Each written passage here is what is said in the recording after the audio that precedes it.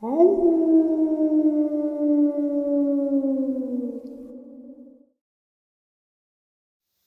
greetings and salutations, everyone. I hope everyone is doing well today. Today, I have an assortment of just absolutely horrifying experiences shared with me by subscribers just like you. Before we get into it, a couple links. As many of you know, I rely on Patreon, PayPal, channel membership, and the merch to help the channel to continue to grow and go. Links to Patreon, PayPal, and channel membership is in the description below. Merch displayed directly under the video. Also, Dogman Frightening Encounters, Volume 1 through 3, the audiobook versions. They were written and researched by Tom Lyons, narrated and produced by me, Jeff Nadolny. Those audiobooks are available on Audible, Amazon, and iTunes, links to which are also in the description as well. And finally, last but definitely not least, if you'd really like to help support the channel to continue to grow and go, simply subscribe. It does not cost you a cent. Click that like button, it takes half a second. If you don't want to miss out on any of the informative uploads I put out daily, click that bell icon, and folks, please leave a comment. Why? Well, because all of these things really do help the channel to continue to grow and go. And yes, folks, they definitely do matter. Now, everyone, I have taken far too much of your time. Let's jump in to today's upload, shall we? Hey Jeff, I've had multiple encounters. I have a dog, a Borbal. He's not the 200-pound version. He's the United States version. He's mixed with a boxer so they could control his size. But let me get on with the story.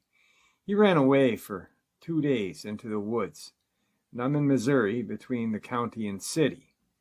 But mixed urban area south off of 270 along a river front me, and my brother looked for him when he first took off. We were armed, me with my P320, him with his CZ Scorpion Evo. I was walking along a field by the fence by the woods, and we both heard a deep, guttural growl. I felt the growl in my bones, like down to the core, like my skin and muscles shuddered as it happened. It lasted 3 to 5 seconds, but felt like a minute or two. I know it could have been because we were still moving, but it only took 4 or 5 steps. Then the trees to our left started to move as it ran diagonally the way we were going. And I wanted to turn back, but my brother didn't hear of the Dogman or skinwalkers, so he didn't believe it and ignored the trees and footsteps we had heard. It was excitement for him, and we both only had 9mm. I had 9 plus 19 in my P320, and his CZ was 9 by 19 and 9 by 21 capability. I used a Vcron 365 SIG ammo, and he had been running a 9 by 21 plus P FMJ. It has a weird long 9mm that was 147 grain. I flashed my light to the left to keep an eye out, but he said something just passed in front of us, and I flashed my light. I have an Olight on my gun. He has some cheap piece of crap from a gum show. I pulled out my extra light out of my pocket. It's just an M&P tack flashlight from Cabela's. He grabbed it and turned it on. The throw was way better than what he was using, so we continued down the field. I never stopped looking around, keeping aware of my surroundings. We got toward the bottom off the field, and the fence continued, but curves left, so we followed it. I found my dog here before, when he ran away the first time months prior. He was hiding under a brush and came running when I called. Like, come on, let's get out of here. But back to current times, we walked past. I'm watching 11 o'clock to 7. We crossed at 12 to 6. He had 1 through 5. And I saw up in the trees this hulking mass, a blacker than black beast. The best description is darker than the surroundings. And it was 9 o'clock. About 20 feet up in the tree, and there is a branch that extends towards us. that it was reaching out. I got my brother's attention in an instant, and I said 9 o'clock. He swung left so fast I didn't see him move. We both had lights on this thing in a split second. We fired. I shot 6 or 7 shots. He shot between 5 to 8. We saw it get hit multiple times around its left side of the neck and chest area, and a couple in the bicep area. It made an arg noise and grabbed its left side of its body with its arm that was around the tree and fell and ran off in the direction we were at 9. It ran at 11 or 12 deeper into the woods. We immediately footed back home. In like 10 minutes cleared our guns, reloaded. I was so shell-shocked I couldn't believe what had happened, but ever since then, after my dog came back, I take him out at night between 1 in the morning and 3. I've seen something watching him and me with orangish, red glowing eyes. One time, it was a second pair of eyes lower, while the other one was on him. I noticed them real low moving towards us. I called my dog's name Loki. The thing looked at me, and I reached in my jacket for my pistol. It jet off faster than anything I've ever seen before and jumped the gate. And I heard it clip the gate on the way over. Ever since then, I've told my fiancée to not take him out at night. I'll do it. And why? And she laughed and shrugged it off. About a 300 blackout AR-15, and I use 125 grain Frontier ammo. Great ammo for hogs and stuff with body fat, so I think it'd do damage. But she took the dog out at 1 in the morning to go to the bathroom, and I didn't know. She called me on my phone yelling, saying, "Come out, bring a gun, hurry." So I grabbed my basketball shorts off the recliner in our room, grabbed a robe out of the closet, grabbed my SIG and the AR, threw the AR sling over my back as I ran to her, handed her the SIG, and said, "What's going on?" She told me and pointed to where I saw the orange eyes before and said something was crouched, because I saw glowing eyes low to the ground by the gate. They grew in height taller than the gate. I said, "Babe, you just had your first Dogman encounter." I called the dog and we went in. Now she won't walk the dog, period. But I've seen and dealt with it, bluff charging at me multiple times when I walk him and taking the trash out. Today's second Missouri subscriber encounter. Hey Jeff, I've sent you a few emails in the past about other subjects, but haven't yet told you of my experience. In the spring of 1981, my husband and I went on an overnight float trip on a Monday in Bourbon, Missouri, on the upper Merrimack River. We put out on the river by Joe from Joe's Canoe Rentals. He was to meet us at around 3 p.m. the next morning at our pickup point. We camped for the night at the mouth of this cave that was up a wooded hill.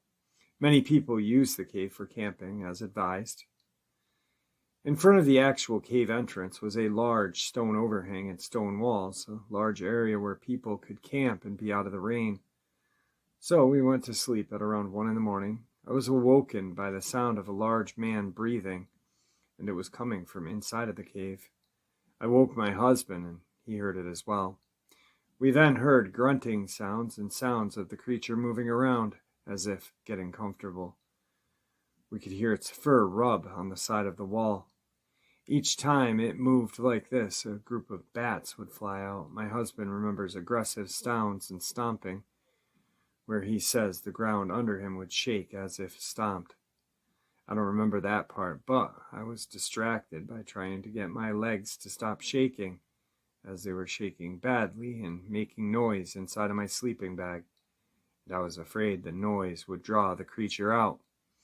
At the time, we assumed it to be a bear. My husband told me there was a cliff on the outside wall, but he didn't think it could climb up to it. I climbed it. I'm not athletic, and it was a real rock wall climb, having to find finger and toe holds. It was up about 10 feet and over 5 feet to get to the cliff. We climbed onto it, our feet overhanging the tree on the hill, until daylight. I then stayed on that cliff and watched the opening of the cave as my husband packed our stuff up and we left. The rest of the float trip that day was horrible, as the river was narrow and there were tall reeds on each side, and I was afraid something was going to come out of those reeds and grab us. We finally met up with Joe, and he asked if there were any bears, and we asked him if there were any bears in Missouri. The Department of Conservation said that at the time there were no bears in Missouri. Joe said, "Yeah," and we said, "Well, we had one in a cave last night." What he said next was strange. He said, "Oh, they're just little honey bears, not much bigger than a good-sized dog," he said.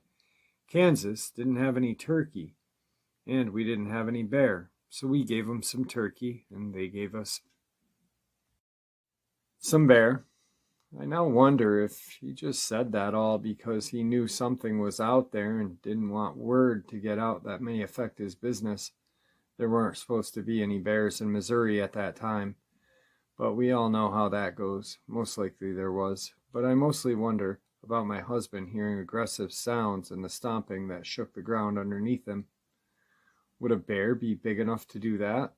It doesn't seem likely to me. So, we don't know what we heard in that cave that night. What do you think? Today's third Missouri encounter is from a friend of the channel, friend of mine, good friend of mine. You're all good friends of mine. I've never met a lot of you. I've never met any of you in person, but I feel like we're all good friends when I talk to you. This fella now lives out of country. But a super nice guy. I had him on the show, and just a real genuine guy. And this encounter actually happened on the Whiteman Air Force Base in Missouri. So, good day, Jeff. I hope you're doing well. This sighting happened when I was in the Air Force back in the early mid-90s in the Midwest. Please keep my name confidential, as I still do contract work for the military. One night I was doing a security exercise, and outside of a restricted area that was wooded, sitting in an unarmed Humvee with 3 others, all fully armed, we noticed a pair of red eyes watching us from about 8 feet off the ground. Looking over at them with a starlight device, we could see the outline of something standing there. We all had this feeling that we should not be seeing this, and also that it was hostile. I put the Humvee in gear and we raced around to alert a fire team bunker, where we went in and stayed for the rest of the night. Now, next email, this happened at Whiteman Air Force Base. It was a massive bipedal creature with shaggy hair.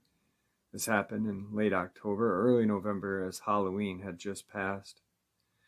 I saw other things while I was there. Part of the base was built in an old Indian burial ground, but that was mainly spirits. Another email. Jeff, I've spoken with one of the other guys on the fire team as to what we saw that night. He came out of the driver's seat rear door and was about 10 to 15 feet away, as we were all spaced out for tactical reasons. When we saw the first red-eyed bipedal creature watching us, he began scanning around as we scrambled back to the Humvee. He stated that he saw 2 more that were coming up from behind us at our 7 o'clock position. One was on all 4s and stood about 4 feet tall. The second one was advancing bipedally at around 7.5 feet tall. It reminds me of the encounter in New England with the ambulance, where one is being a decoy to keep the attention of the others and creep up behind. Thank you so much for sharing my encounter. Today's 4th Missouri subscriber submission. Greetings, Jeff. I hope this email finds you well. I just ran across your YouTube channel recently. For a couple years, I've been listening to other channels. I live 12 miles east of an average town in southwest Missouri, in the Stark City area. 4 years ago, on my way to work at 3 a.m., I passed my neighbor's barn lot, and upon approaching the culvert leading into the barn, there sat a black and gray animal sitting on its behind like a dog does, with its back to me. As I approached closer, it turned its head to look at my car approaching. Dang, the eyes on that thing shone like a headlight on a car and took me by surprise. Sitting down as it was, its head would have been about my shoulder height, or approximately 5 feet. This also took me by surprise. The real shock was when it reared up and cleared the road and fence on the opposite side of the road, where it was sitting right in front of my car. As I was 40 feet from passing where it had been sitting. The dog-like head and 4 to 5 inch hair on its back, not on its legs or underside. Also, a shock. It moved so fast in the air across the road and fence I was startled. That evening, on my way home, I stopped by my neighbor to tell him what I saw in the drive to his barn lot, to let him know that it could be dangerous and to keep an eye out. That's when he began to tell me that he had been missing 3 young calves less than a month old, and the mamas were restless looking for them. The following week, on the same routine, heading to work at 3 in the morning, I passed my neighbor's barn and house by 100 yards or so, and right in front of me is the same creature, bolted from the field on my left and over the fence, hit the road one time and cleared the opposite fence, heading north to an open pasture. I stopped the car and turned it sideways in the road to see if I could see where it headed, and all I saw was the rear of the animal clear the north fence about 200 yards away. Now, that's fast moving, because it didn't take me but a few seconds to turn my car to the north on this wide country road. Now, previous to this, I raised a rare breed of sheep and had about 70 at the time in 2014 to 2017. I would lose a sheep now and then. I lost a ewe and never found even a tuft of wool from her. But strangely, over time, at random, I would find adult sheep dead with a bite on their neck about 6 inches across. They would not be eaten, but all the wool on the side facing up would be scraped off with big, distinguishable large claw marks on the skin, but not broken. These sheep have a large amount of lanolin from their skin, about 2 inches into the wool. And it's very bitter to the taste, so I guess whatever was doing it got the taste and lost the appetite. The wool would be scattered on the ground where the killing took place. These 7 deaths were random during that 3-year period, and that same within 22 young lamb only. They would go missing with no trace and never found. We have coyote, but Missouri Conservation and Preservation Department said these kills were not typical of coyote by the way the carcass was left in claw marks and bite on the neck, too wide of a jaw pattern.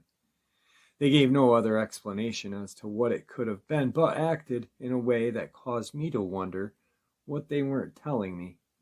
In May of 2018, while at the barn around dusk, the coyotes started howling about 1/8 of a mile away in the brush and the timber. Then a very low but very loud roaring, howl, scream, yell type noise came from between me and the coyotes, just about 150 yards down in the brush from the barn. That sound actually vibrated against my body as if it were a blast or energy wave hitting me. I've only seen one animal that was black that I couldn't identify back in 2018. It was on the south fence line of the 100 acres just south of the house, about 1/4 of a mile away. It was on all 4s and was the size of a half-grown Angus calf, and that's what I thought it was until I was looking in the pasture west of the house and across the ridge of the hill bordering the timber, and I see this thing walking into the woods. It had to cross 2 fences and a road to get to where I saw it go into the woods. I'm not confessing anything that I don't have fact on, but I've wondered about the Dogman issue because I know they are in Oklahoma, just 27 miles west of me. And I know they are a nomad type of animal. Also, I want to add I live just a few miles east of Fort Crowder Military Base. Thanks for what you do, Jeff. Prayers for your health. Today's fifth Dogman subscriber encounter. Now, I've had this female subscriber on, and you all will remember it if you've been here for a while, because her ex-husband's a coward, and if you heard this, you know what I'm talking about. Hey Jeff, this happened midsummer in Versailles, Missouri, approximately 2009. I was outside with my then husband while he was smoking. It was about 11:30, and it seemed like any other night. The next thing I know, he yells, "Big black dog," and pushes me down the stairs. I looked to my right through my backyard that had a detached 3-car garage with a sidewalk that led to it. And all I see is this huge black shadow type thing that sounded like a horse with claws. My then husband had already locked himself inside, leaving me out there alone. The huge shadow figure that sounded like a horse with claws was coming up on me fast, but I literally had nowhere to go. It blew past me so fast that I fell back to the ground on my butt. I stood up as quick as I could and ran back to the end of the driveway, looked both ways down the street, and saw nothing. I was terrified at the time and never heard of the Dogman. I can still hear the sounds of those claws on the sidewalk moving towards me. Whatever it was, it didn't growl, snarl, or make any other sound. What I describe as a horse with claws, and it was fast. I now know what a Dogman is, and I am certain that's what I faced that night. Through having her on, she also shared that the same cowardly little man, they moved. And I guess he was just a big jerk. And so he's outside smoking a cigarette again, and just picks up a rock and lobs it into the woods. And she kind of looks at him and, just said, "I wouldn't do that if I were you." And the rock is lobbed back at him, almost hitting him. And then he ran back inside the house on that one as well and locked her out. And now she's with someone new that will not lock her outside when there are big cryptids around. Today's 6th Missouri Dogman subscriber encounter. Hey Jeff, I hope you are doing well. Here's my first encounter. I hope you enjoy it. Sorry, it's a rough draft. It was the summer of '93, and my family and I lived in St. Louis, Missouri, next to where the propane tanks fell over and everyone had to evacuate in the area. So my dad, my mom, and I went to stay a few days with my father's best friend, Steve. My Uncle Steve, as I called him, just so happened to be an expert martial artist, and I was one of his students. I was very familiar with camping out at Steve's. I was about 9 at the time, and in our Cub Scouts, and was very familiar with camping, fishing, and hunting. Steve lives in a double-wide trailer on Lake Timberline, Missouri. We spent many a weekend there camping, fishing, and hanging out with the family. Lake Timberline was pretty undeveloped back then. There were several lakes full of fish and a large population of white-tailed deer in the area, ripe for fishing and hunting.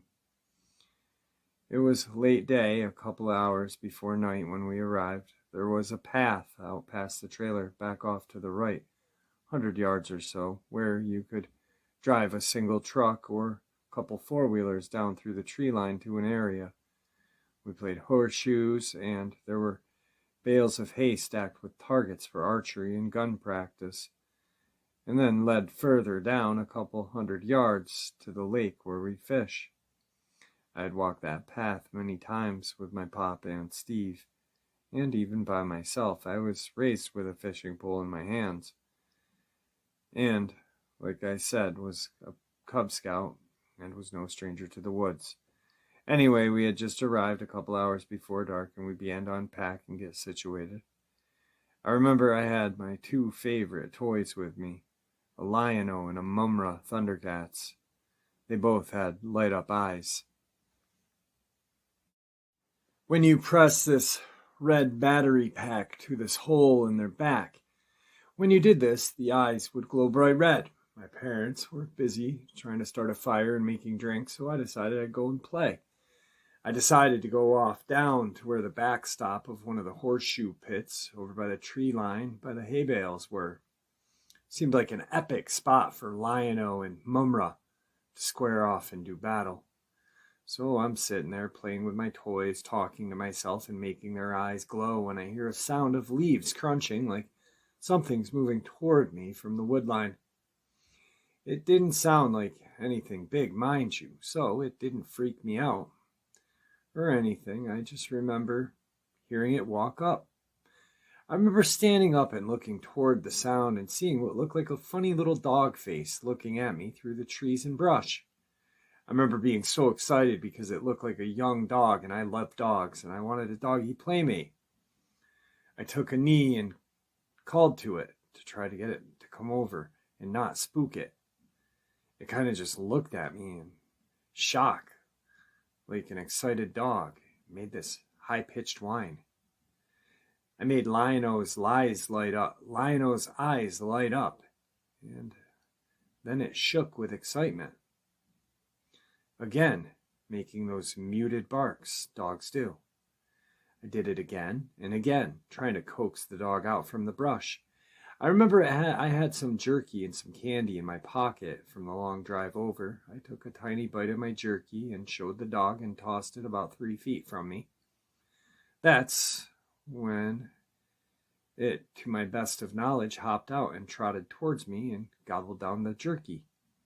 It had large ears like a German Shepherd propped on the top of its head, fur coming off of the tips and the side of the ear. It had a thin black snout. The face was all black, and its ears and body were gray-colored, reminiscent to a raccoon. I was very confused at what I was seeing in front of me, but I want to say that still at this point, I'm not afraid of it. It was very puppy-looking, very inquisitive, and just seemed harmless.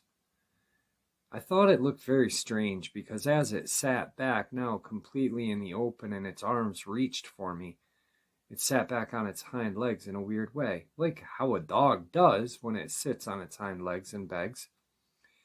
It had its arms in front of it, just like begging dogs do.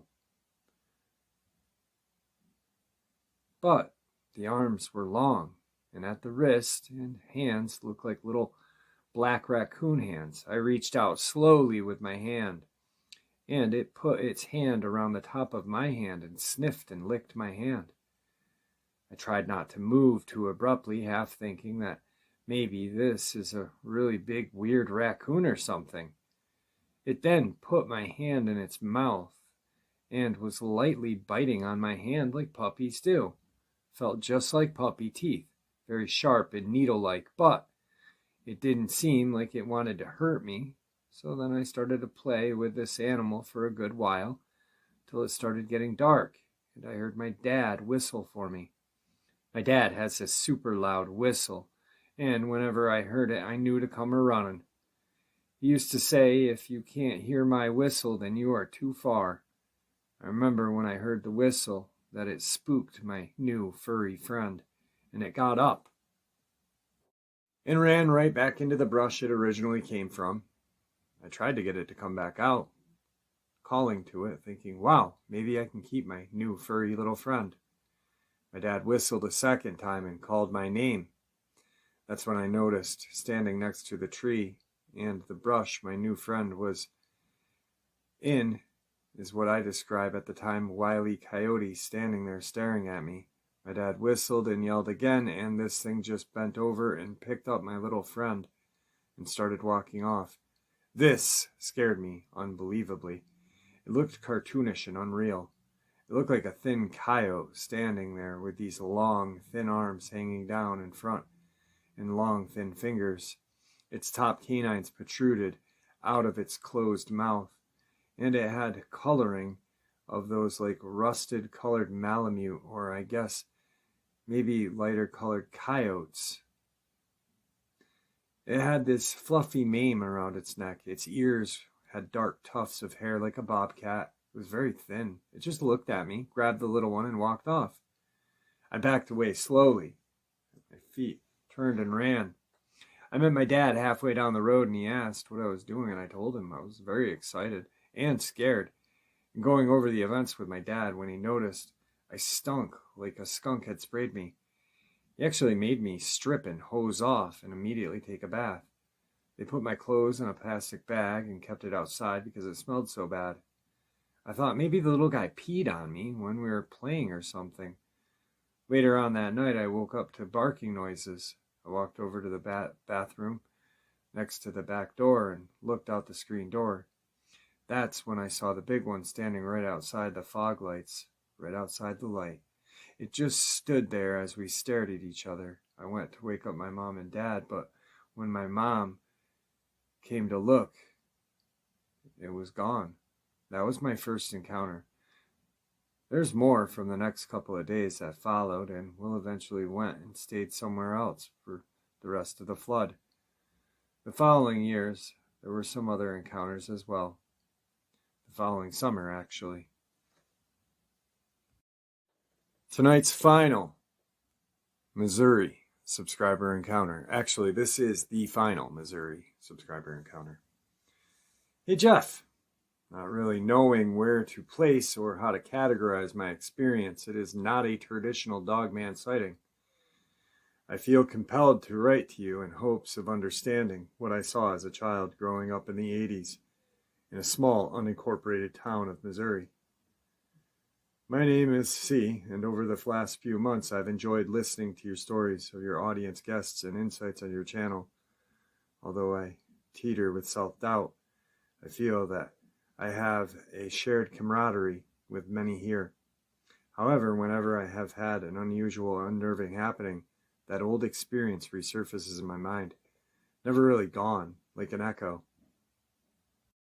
I grew up as a river kid. My family's home sat on a bluff overlooking the Mississippi River about 20 miles south of St. Louis. From the river, only the Burlington North rail line separated our property, which was about 10 acres of heavily forested mix of oak, cedar, hickory, and wild blackberry thickets that are all common in that area. North about a half a mile was a dense swath of south of us, more forest, and the limestone caves of Sulphur Springs. I used to spend my summer days scouring the shores of the Mississippi, building forts in the woods with my brothers and the neighborhood kids, and walking the tracks. Idyllic in so many ways. We were what you'd call cash poor but spiritually rich. My granddad bought an abandoned house and property for pennies in the early 60s. He grew up in the neighborhood, fascinated with the house, and bought it as a way to start his life with my grandma. With soaring 12-foot ceilings and sweeping river views, he made it livable again with a whole lot of hard work. Even though the house was never fully restored, it was beautiful. It was a remnant of Victorian stateliness and originally built by a riverboat captain. The house also boasted 2 additional outbuildings, a barn and a servant's quarter. Both were razed to the ground when I was about 10 to protect my younger siblings, as structures were far beyond repair and hazardous. My mom says she remembers her dad warning of hobos train hopping in the 60s looking for a dry place to sleep at night in the barn, which sat away from the main house about 100 yards out of sight down the slope embankment. The house had its share of tragedies as well. Before having sat abandoned for many years, several of the first inhabitants, including children, had died from scarlet fever. The original family cemetery and headstones of the family remain, though now on an adjoining lot that belongs to the neighbor, and so that is where my story begins, in this big old house on the river corridor. Some people speak the ley lines, or the natural conductivity of water and certain minerals and stones that are common in the Mississippi River Valley, as conduits of paranormal activity. This river that flows down through this country is the cornerstone of some of our oldest cities: St. Louis, Memphis, New Orleans, and thousands of years before that, Clovis civilization was found here, and the mound city of Chihoka. It truly has inspired story, culture, art, and fable from Hannibal down to the murky bayou backwaters of Louisiana. The house itself is special in more than one way. It seemed to be a beacon for the weird, total strangers. Psychics, the looky-loos, would find their way up the long private drive, stand agape outside of our gravel driveway, and say they saw this house in their dream. We never let anyone tour our house, as we feared of what they may bring with them. See, it was as if the house itself was sensitive to strife, marriage discord, and arguing. For everyone that has lived in this house, all of the paranormal experience to tell, running the gambit from knocking on walls, footsteps from nowhere, shadows shaking beds, objects suspended in air, power cycling of electronics, flickering lights, and creatures. My grandfather had restored the house and died in the year before I was born. As he was failing, my mom and dad moved back in with my grandmother to help her look after the old place. Enjoying being the only and eldest child for some time, I usually slept downstairs with my grandmother. Not all the rooms in the house were equipped with the oil heat registers, but the downstairs living room was. That's where we would often sleep. The living room had one of the best views of the river, overlooking Illinois side and adjacent to the double-locking wooden doors that was actually the original entrance to the home. Grandma was a pie baker, and so had baker's hours. Even when she wasn't working, the living room had about a 10-foot hallway that separated it from the kitchen, where a pantry and water closet were. So sitting in either room, whether the kitchen or living room, a person would have a straight line of sight, if on the right side, to see into the other room. At the time, I was about 4, maybe 5, long before I knew being scared of anything was. I had no exposure to scary stories, movies, or paranormal ideas. It must have been about 4:30 in the morning before any daylight filtered through the windows. It was still pitch black outside, and I could smell Grandma's routine toast, molasses, and coffee. I woke up facing the hallway and could see clearly my mom and Grandma at the kitchen table speaking softly. Like a kid, I wanted to join them. I rolled over onto my back and let my eyes fall around the room with the light from the kitchen. In the corner of the room next to the window was a TV stand with an old box-style TV. Behind it, I saw something that did not belong. A large, dark figure lurked in the corner of the room behind the TV set. Even now, 30 years later, my eyes well up just writing the sentence. I was instantly paralyzed in fear. I pulled the covers over my face after I saw what looked like the big bad wolf peering at me from behind the TV. Its shoulders, chest, and head easily cleared the television set, and stand reaching a solid 6 to 7 feet, tall pointed ears, snout, and glinty eyes on a dark shape made of shadow, is all I could see in that dimly lit room. I meekly gathered my courage to call out to my mom to come and get me. "Well, we ain't that type of family." "No," she said. "Mom, please." "No, Chrissy, you come here." After lying as still as possible, I jumped out of bed and ran into the kitchen. I didn't want to go back into the living room until daybreak and unaccompanied. A strong-willed kid, I was determined not to be sent back, so I folded myself onto the formica tiled floor, quiet, cold, and content. I did not know that experience would haunt me and whisper into my ear again and again in my life, no matter how far I tried to bury it into my mind as wayward children imagination. It was not until years later that I told my parents the story. It's something I consider traumatizing and unable to shake. How could something like this be in my house? I shared the story with my 2 brothers as a teenager. "What color eyes did it have?"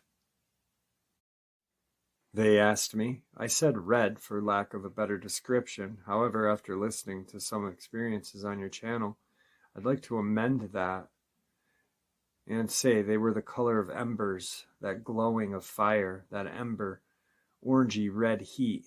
That's the color. I don't believe to have experienced a flesh and blood Dogman, but some type of demonic paranormal entity. I believe that both exist, but not sure if they intersect. As I said, the house itself, or maybe it was the land, or history, or limestone, seemed to always be precipice. Also like a portal, almost like a portal. We never dabbled with the occult. It seemed strictly forbidden. The house was blessed a few times, and each time it felt like a weight was lifted, an oppressive feeling would leave, but would inevitably return with life's disappointments and upsets.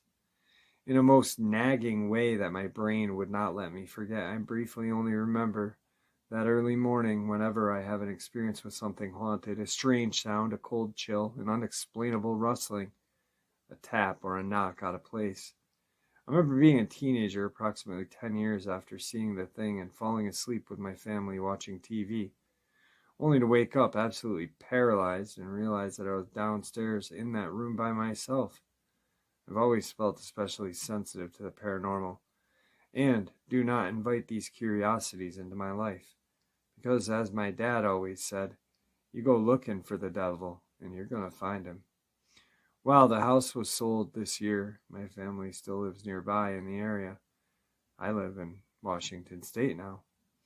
I never let this experience sully my time outdoors, as it is one of my few places I truly feel content.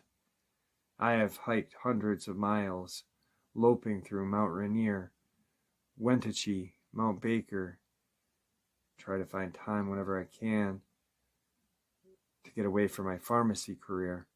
My mom, a fan of the channel, has been paranoid for me for years living in Bigfoot country, but the natives here do not fear Bigfoot and know of him. That's good enough for me. To me, Dogman has always been some kind of paranormal thing, and I had no reason, especially given my early experience, to believe otherwise. I was always quite happy as a tomboy roaming around the river bottom, woods, and tracks without fear. It was only recently that I had my first ever chilling outdoor experience that gave me a pause. Pacific Northwest summers make the long, wet winters here worth it. During the pandemic, I put my gym membership on hold and decided to hike around the many small natural parks available in the Puget Sound for daily exercise. It was not in the big national forest that I felt afraid, but a relatively small power line trail park that I felt keenly alone, but not alone for the first time. This past June of 2020, I had done a semi-regular loop at the nearby city park. It had rained in the morning, and the forecast called for more rain in the following day. Wanting to make the most of the day considering the forecast, I decided to explore a nearby power line trail that had always looked inviting. Being a woman alone has never bothered me. Sturdy, sure-footed, and generally confident, I don't think twice when I notice an offshoot from a main trail, reasoning that I am in an urban environment with a 4-lane road nearby. What's the worst that's going to happen?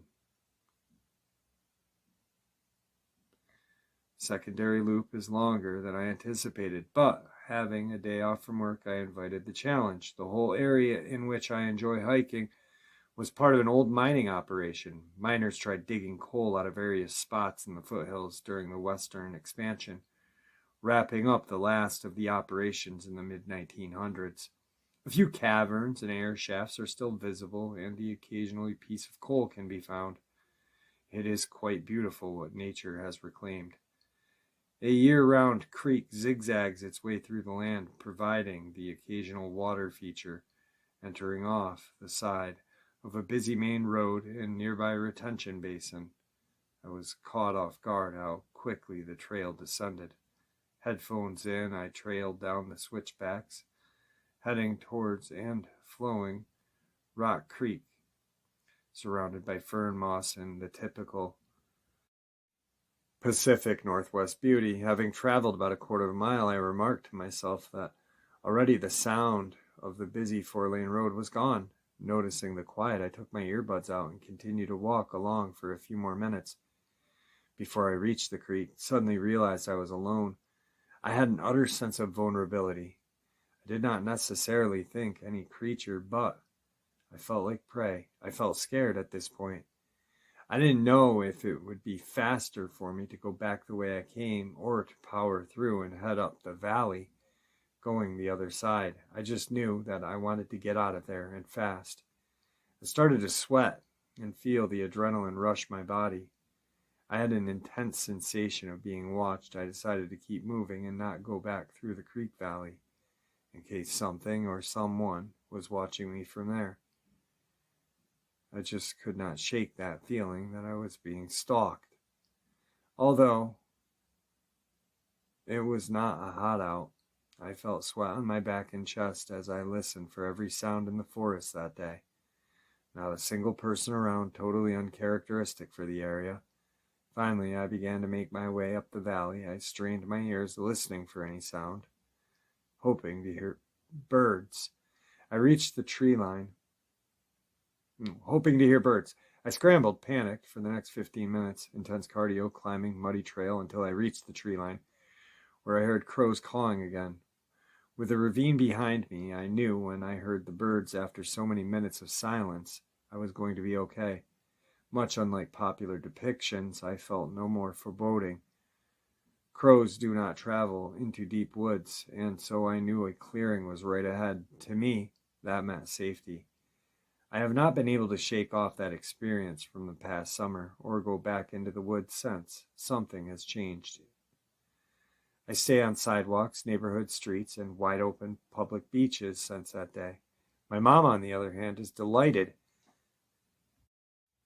as my trips and hikes worried her a lot. I suppose I am looking for a way to reconcile these experiences. And to find them, I consider myself open-minded and do not think that every perceived paranormal experience is necessarily evil.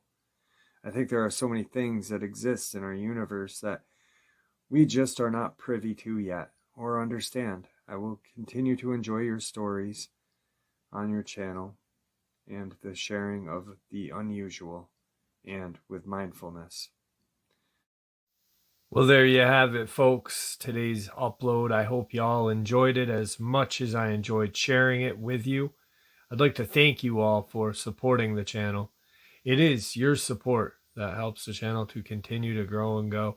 And honestly, what gives folks like us a place to share our experiences and theories judgment-free, just simply treated with the respect that we all deserve. Thank you. Everyone, please stay safe, happy, healthy, and ever vigilant, keeping an eye on our children, our pets, family, and friends. These creatures are real. They are out there and they are dangerous.